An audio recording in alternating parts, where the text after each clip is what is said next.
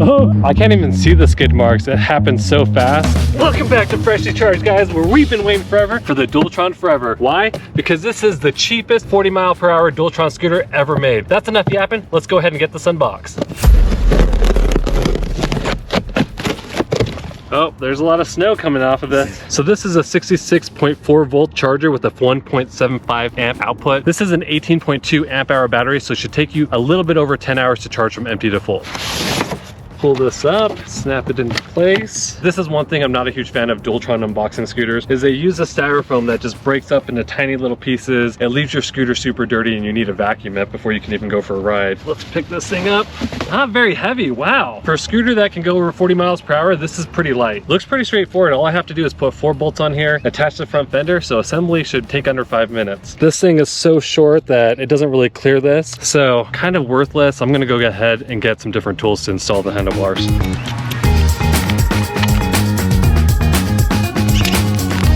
it's all set up. Let's go ahead and start with the walkthrough. On the right side, you have some grips, mechanical brake lever, i3 color display, which also allows you to connect to a Bluetooth app, adjust all sorts of different settings from the scooter. XTC foldable handlebars, makes it nice and compact. Buttons on the left side that control the lights, the turn signals, and the electric horn. The electric horn is connected to this front light, so it's not super loud, but loud enough to let pedestrians know that you're on the walkway. Moving down the steering pole, you have the folding latch, which opens up like this, and it just drops into place. And it looks like the scooter does lock into place when folded, so that's nice. Really lightweight, 54 pounds. I can't believe I can lift this up with one hand and curl this scooter. Fold it back up. One other feature that the scooter has is it has a center notch, so when it hits the center, it locks into place. Should help with stability at higher speeds. Right below the folding mechanism, you have a plastic fender, a 10 by 2.5 inch tubed in pneumatic tire with the 140 millimeter brake disc and mechanical disc brakes. Inside of that, you have a 450 watt motor with a peak output of 1,000 watts. You have the same cartridge suspension that you've seen on the previous Dualtrons. What I have been told is the suspension cartridge that's in the Forever is the softest one, so this should be a very playful scooter. Moving to the deck, you have this nice silicone deck, which is easy to clean, but also gets dirty pretty quickly. Inside of the deck, you have a 60 volt, 18.2 amp hour battery. And then I do like that Dualtron is moving to these M16 3 pins. These are going to help prevent arcing when you go to charge the scooter. There is also the switch on here, which is a master power supply switch. Inside of the deck, you have some blinkers that are in the front and the rear. You have a nice tapered kick plate with the latch to lock the scooter in place. Right underneath the kick plate, you have a rear light that acts as a brake light. There's another suspension cartridge right underneath the kick plate. Rear plastic fender, a 10 by 2.5 inch tubed in pneumatic tire, a 450 watt motor with a peak output of 1,000 watts. And then you have another 140 millimeter brake disc with mechanical disc brakes. So the measurements of the handlebars, just underneath 24 inches, so about 23.5 inches wide. The height of the handlebars compared to the deck is going to be 38 inches. The deck itself is about 20.5 inches in length. Measuring the deck width size, it's about 9 3/4 of an inch. Looks like your bottom end clearance is going to be about 7.5 inches. For a $1,500 scooter that goes 40 miles per hour and have that much clearance, pretty wild. So we're pretty excited to get this thing freshly charged, take it out for a spin, tell you what we love about it, what could be improved on it, and who should buy the Dualtron Forever.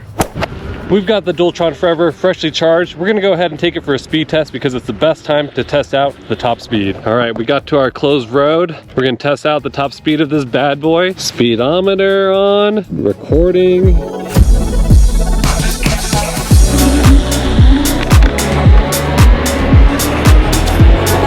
What top speed did you see, Dalton? I saw 37 at the max, and I hit 37 about right here near the end, so it took a minute to get there. Let's see what the GPS says. 35.8. So the speedometer is a little bit off. It's like 1.2 miles per hour off. So we found a little bit of a different area to try one more speed run. It's got a little bit extra longer of a runway, and we're gonna see what Dalton can hit top speed on. I guess that's the trick right there. If you want to hit that top speed of 40 plus, I guess you need to hunch down, because I got my head parallel right here with the handlebar, and the speedometer was showing 43 as my top speed. Typically Mini Motors isn't really overstating top speed, so I was surprised. Glad we hit it. So we're gonna do a brake test. We're gonna have Dalton go 20 miles per hour and then slam on the brakes. 20. Oh wow, see, that was pretty good. It stopped in like 12 feet, so pretty impressive. Brakes work well because they're new, and the street tires help because they're extra grippy compared to off-road tires.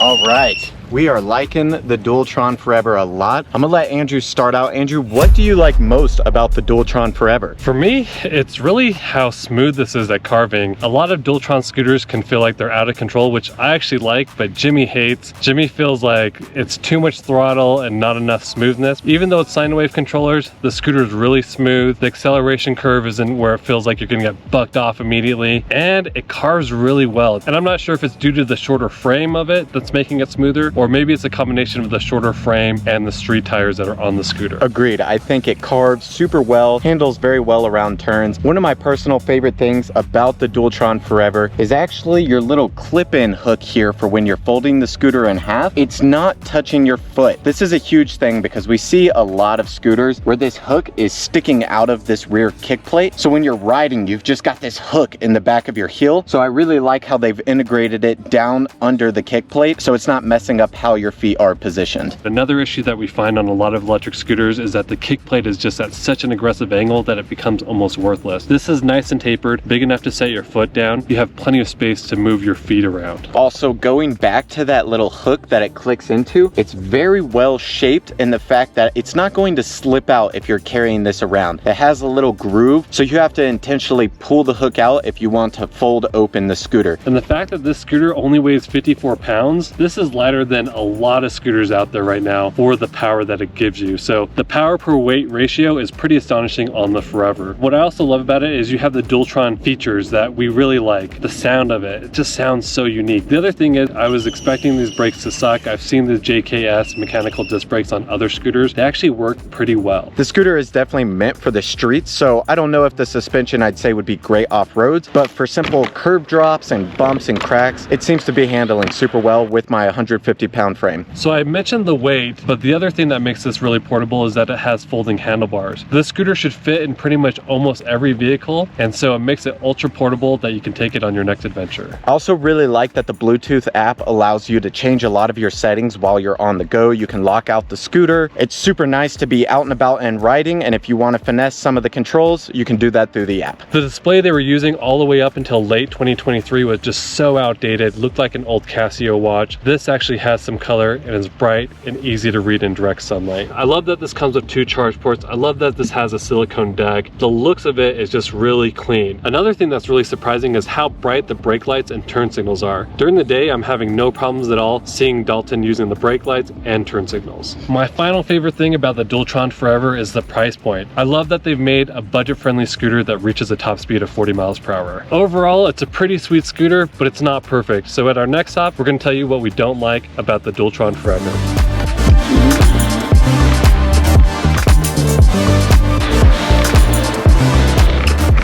We are liking it, but it is not perfect. We're gonna talk about what we think could be improved on the Dualtron Forever. I'm gonna go ahead and start out by saying the stem on here, it's got some flex in it. You can tell that the neck of the scooter is pretty skinny. This rear plastic fender down here, well, it's pretty cheap and flimsy. I can hear it popping and making a bunch of noise back there. And I don't think it would take much for this to break off. It needs some side reinforcements, so like right here. And another thing about this rear fender is it has this cheap sticker in the rear which acts as a reflector, but it just looks really cheap. The headlight, it's not really gonna do you much at night. It's not very bright. You can at least adjust the angle on it, but it's a dome light with an LED in it, and the spread isn't very good. To me, that just doesn't instill confidence. If that thing is slipped up a little bit, it can end up having that folding mechanisms fold on you. So I like an extra redundancy system just to ensure that nothing happens over time. We mentioned earlier how we like the cartridge suspension, and it does feel pretty nice. However, if you like to adjust your ride on the go, you're not going to be able to do that with these cartridge suspensions. In fact, you would have to order a whole new set, take it to your garage and replace it. You can't just adjust it on the fly. A minimum of a half-an-hour job, and most likely for the common person, an hour job to replace the suspension cartridge. I'm also not a huge fan of the acceleration curve. It took me almost a quarter mile to hit that top speed. I would would really like to see more power on the bottom end of this scooter. So I mentioned that I love how the mechanical disc brakes stop pretty good, but that's because the scooter's brand new. As the brake pads get thinner, you're gonna have to adjust the brake line. So I do wish that they offered this for $100 more to get hydraulic disc brakes, because I would easily pay for that instead of having to install them myself. The electric horn works for pedestrians, but the fact that the scooter goes 40 miles per hour and doesn't have a motorcycle grade horn, I think that needs to be changed. And then my last gripe is the battery size. It's not massive, it's not puny, but if you're looking for a scooter with a lot of range, the Forever isn't it for you. Pretty much that's all that we can think of that we wish that was improved on the Dualtron Forever. It's a pretty sweet scooter. So as we ride, we're gonna tell you who should buy the Dualtron Forever.